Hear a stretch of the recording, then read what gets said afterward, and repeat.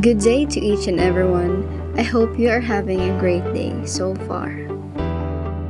For today's lesson, we will discuss about how to conduct a meeting with the following subtopics: understanding what is a meeting, minutes of a meeting, parliamentary procedure, and meeting etiquette.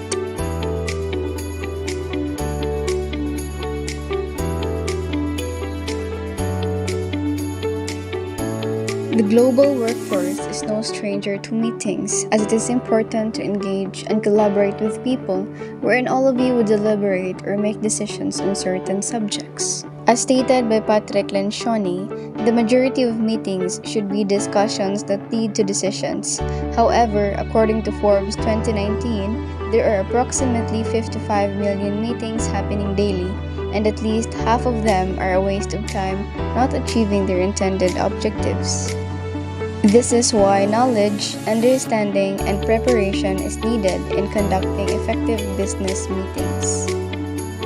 In order for the meeting to be productive, we have to follow few main points. So first, we have to understand what is a meeting. How important is it to conduct meetings? So meeting is a technique of bringing a group of individuals together to work for a common purpose. A meeting is important as it provides a space where it helps people share ideas, where they could feel that they are heard, make decisions, build team relationships, relay important information, plan for the future, and even make an agreement. What to do prior to the conduct of a meeting? First is to send an adequate notice of the meeting. The purpose of this is to inform the people involved in the meeting that they are going to have one. Second, enclose the minutes of the previous meeting. With this, the records of the previous meeting will be stored in an organized manner. Third, collect reports. Reports are necessary as this could be one of the subjects of the meeting. Fourth, arrange for the printing of a completed annual report. So this will be distributed to the members of the meeting. Fifth, arrange the hospitality, venue, date, and time of the meeting. It is necessary to be organized earlier, especially when it comes to important meetings, so that things will be set earlier. Lastly, remind the members of the meeting before the schedule. The members of the meeting are important because they are the key to have a successful meeting, which is why their presence is vital and we should never forget to remind them. So, moving on, let's go to the minutes of the meeting. So, meeting minutes directly come from the Latin word minuta scriptura, meaning small notes. The Latin term for minutes is minutia, which means details. Meeting minutes are the written or recorded documentation that is used to inform attendees and non-attendees about what was discussed or what happened during a meeting. In writing minutes, it generally written in the simple past tense. Minutes is a permanent record of the objectives in each meeting, conclusions reached, actions taken, and assignments given. Minutes is a record of which individuals made contributions to the meeting in terms of new ideas and how those ideas were received. If there is a vote taken at a meeting, the minutes serve as a record of who voted for and who voted against a proposal. A minute is a record for future reference to understand the progression that has been made. It can be used to answer any questions that arise in reference to any decisions that have been made. So, meeting of minutes is important because it serves as a reminder and add documentation of everything. In addition, minutes are an opportunity to clearly state what must happen during the meeting and who is responsible for that action taken during the meeting. So, who takes the meeting? Is it only the secretary? Some minutes are taken by a recording secretary. However, minutes may be taken by any individual in attendance, as assigned by the presiding officer at a meeting, especially when the secretary is absent. So the person who takes the minutes will keep all records and files and reporting to the appropriate designated parties. For instance, a board of directors. So, moving on, what to include in the minutes of meeting? Minutes of the meeting includes date and time of the meeting, names of the participants, acceptance of or amendments made to the previous meeting's minutes, purpose of the meeting, agenda items and topics discussed. In addition, it includes main motion, specify the mover and the seconder, key decisions and action items, next meeting date and place, agenda for next meeting, documents to be included in the report. Next is the don'ts in writing the minutes of the meeting. First, don't write a transcript. Choose to listen attentively for the large-scale decisions, action items, problems, and any solutions proposed. Next is don't include your personal comments. When writing a minutes, remember to be professional and provide unbiased work. This isn't the time and place to include your personal comments or opinions. The third one is don't wait to type up the minutes, because the longer you wait, the less accurate they become. So you must type your minutes after as soon as possible, or type your minutes during meeting when everything will still fresh in your mind. So when and how to share meeting minutes? Ideally, meeting minutes are recorded on an electronic device and a following quick review of spelling, grammar, and clarity disseminated to meeting participants electronically at the end of the meeting. If this is not possible because the recorder wants to transcribe the minutes or check them for errors, he should disseminate them within 24 hours following the meeting. Characteristics of a good meeting minutes recorder. So, the recorder must be an active listener and a good writing skill so that he or she have an accurate minutes of meeting, because having false information or lacking information, it will lead to damage the integrity of the document. So, you must be an active listener. Next is objective and unbiased, team player and a flexible, and next is work expediently. Parliamentary procedure. Parliamentary procedures are the generally accepted rules, precedents, and practices commonly employed in the governance of deliberative assemblies or meetings. Purpose of parliamentary procedure. It ensures majority rule, protect the rights of the minority, the absentees, and individual members, provide order, fairness, and decorum, facilitate the transaction of business and expedite meetings, and it reduces the chances of challenge procedural deficiencies of meetings. These are the 5 basic principles of parliamentary procedure: majority rule, minority rights, member rights, one question at a time, and one person, one vote. Depending on the Constitution, only members present can vote. Changing action previously decided on. Following own specific rules. The guide most commonly associated with parliamentary procedure is Rupert's Rules of Order.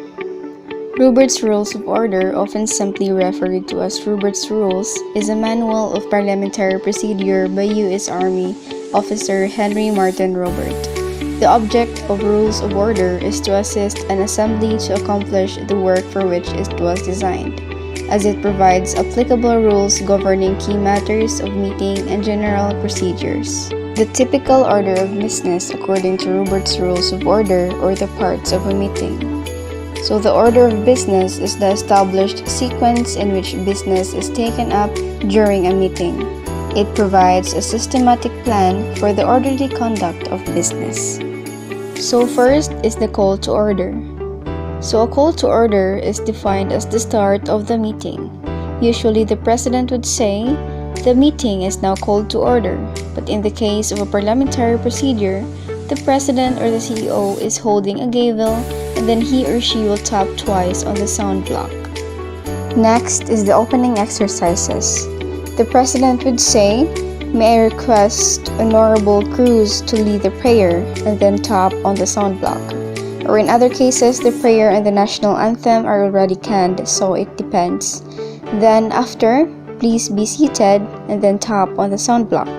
One tap of the gavel is used to inform the members to be seated, to announce the results of a vote or outcome of decision, and to adjourn a meeting. Roll call. The secretary would mention or call the names of the members or their attendees, and they would say "present," and it will be recorded by the secretary whoever is present and absent. This part of the meeting is really important because this will determine the quorum. The quorum is the number of members where it will be admissible to pursue the meeting. For instance, the body is supposed to have 12 members, and in most cases, the quorum is 1/2 plus 1. So as long as there are 7 members present, the meeting will be pushed through. Next is the adoption of the agenda. The secretary will read the agenda of the meeting, and this will be adopted through a motion. Next is the reading and approval of the minutes of the previous meeting. This part of the meeting involves the president consulting previous meeting minutes and will ask here if there's anything that's been left out or that needs correcting or updating. If there are no corrections or additions, they stand approved as read. If there are corrections or additions, for instance, you have read in the minutes that instead of 15,000 pesos allocation for an event, it is recorded that 10,000 pesos is allocated for the said event, and so the minutes stand approved as corrected or added. Reading of the correspondence. Correspondence refers to letters such as invitation letters from other companies or proposal letters or newsletters. Then the secretary will read it to inform the members, and so for those who are willing to attend, may attend the said event. Next is the reports of officers. This would include the President's report, the Treasurer's report, the Executive Director's report, and any other positions of significant influence over the team. For instance, the President will request the Secretary of Finance or the Treasurer to present his or her report. This may include a liquidation of the budget, expenses, revenue, the remaining budget, and everything that covers financial matters. Reports of committees.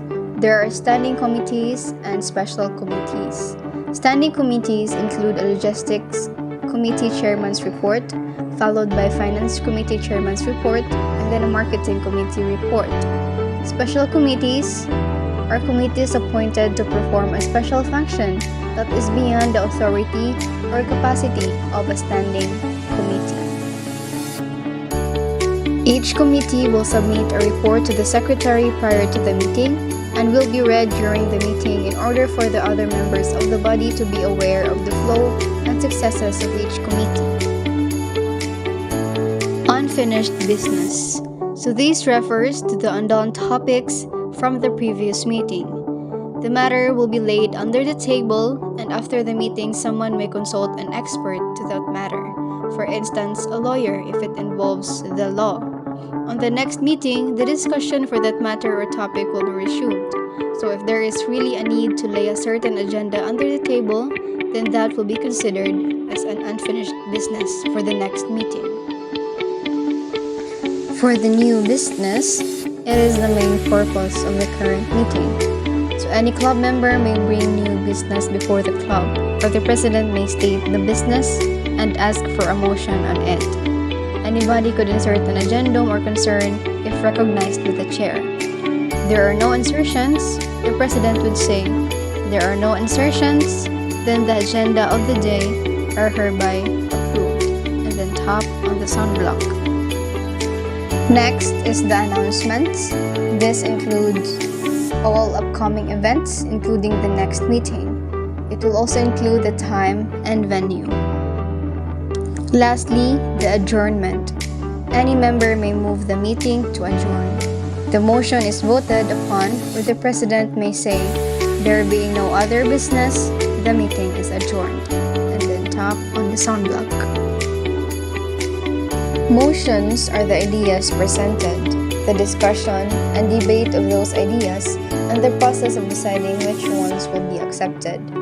According to Robert's rules, the steps in handling motions are: first, making a motion; second, having someone second the motion; third, the chair will restate the motion; fourth, debating the motion; fifth, the chair will restate the motion and, if necessary, clarifies the consequences of affirmative and negative votes; sixth, putting the motion to a vote; and lastly, announcing the results of the vote.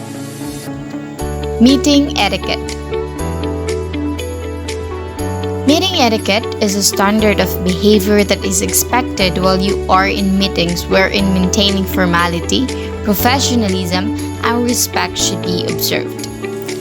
Aside from time and money, meeting etiquette is important because it creates a positive and professional work environment. Effective meeting etiquette can improve communication, increase productivity, and improves relationships within the working group. Meeting etiquette rules to remember. The first one is to show up on time. This old piece of advice is useful for all aspects of life, especially meetings. 5 minutes early, maybe even earlier if you're the host. Everyone has busy schedules, so respecting their time and using it well is essential for team harmony. The next one is to come prepared. Nothing looks more unprofessional than being asked about your work and being unable to answer questions about it. Know what you're bringing to the table and be prepared for any questions people may have about it. The next one is to dress professionally and present well. Being sloppily dressed or less presentable could lead others to perceive you as lazy, unreliable, or unprofessional. So you should dress professionally to present well. Next is to introduce yourself and the others. Making introductions allows everyone attending the meeting to feel welcome if they haven't participated with your specific group before. The next one is to speak clearly. A common gripe about meetings is the inability to hear a person in the room or online that speaking loudly also projects confidence, communicating to others that the ideas expressed are. Next is to practice active listening. Help your team feel valued for the work they're doing by paying attention to them while speaking. It can be easy to lose interest and let your mind wander in these meetings, but it's important to listen to everything that's going on. So practice active listening. Ask questions at the right time. While asking questions is key to being on the same page, an endless stream of them can push meetings over the edge. Ask a question when it's vital for clarification of the whole team or if people generally seem confused. Next is to put away your phone. To keep your phone at hand during a meeting is disrespectful and distracting. It takes you out of the moment. Next is to be attentive to your body language. Body language can reveal a point of view before a word is spoken or indicate when you are actively listening and fully engaged or checked out. So those are meeting etiquette rules to remember.